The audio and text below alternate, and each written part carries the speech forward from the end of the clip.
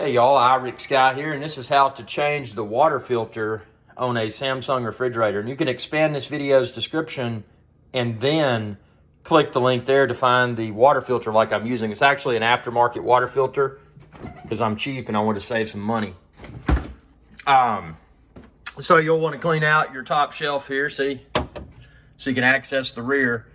This is your water filter, and you can see it's got lock and unlock. So I twist to the left to unlock, and then you'll feel it kind of give way, and you can pull it out. This one I'm going to put somewhere and properly discard of it, and then you get your new one. And this is where it gets a little bit tricky. So you're going to want to stick it in, and then after you stick it in, you kind of push up and then twist right. Now what it's going to do, it's probably going to give you kind of like a false, I call it a false click. It's kind of like, okay, it's clicked in, but it's really not. So there's a first kind of like gentle click, and then there's a second one that you'll feel. So that's when it's actually in there. Now what you're going to want to do is flush this sucker out. So get you a cup or something. I'm just going to get this dirty cup out of my refrigerator. Because see, when you run this through the first few times, this is not going to be a perfectly clear water. You know, it's going to have to filter a little bit before it'll have all the stuff out. So just, you know, do this. Take this over here to your sink. Dump it out.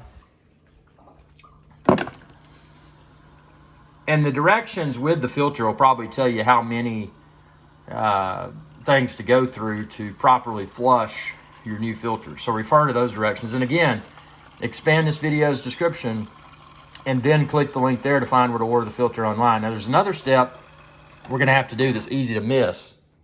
So I'm gonna go back and flush this a few more times after our tutorial. But your little screen on your Samsung, see it's got that change filter reminder. So see right here, it says, hold 3 seconds to reset filter. Uno, dos, tres, ding. Now it's blue. So that acknowledges that the filter's been changed as a quality check. What I would encourage you to do is reopen your refrigerator.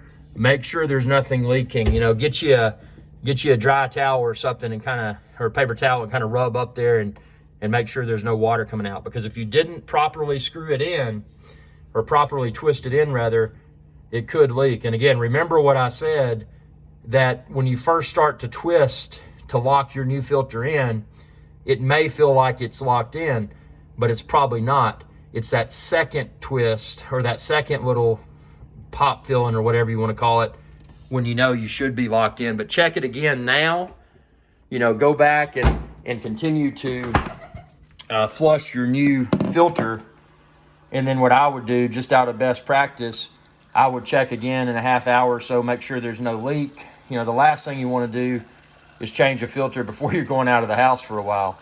You know, especially if you're going out on a vacation or something, because if that thing was leaking, man, you could have a nasty mess. And I mean, you know, like my kitchen here, I got this engineered hardwood floor. So if that leaked out, it would be catastrophic, you know, if I wasn't here to catch it. So hope this video helped. Again, expand this video's description and then click the link there to find where to order this filter like I'm using for my Samsung refrigerator.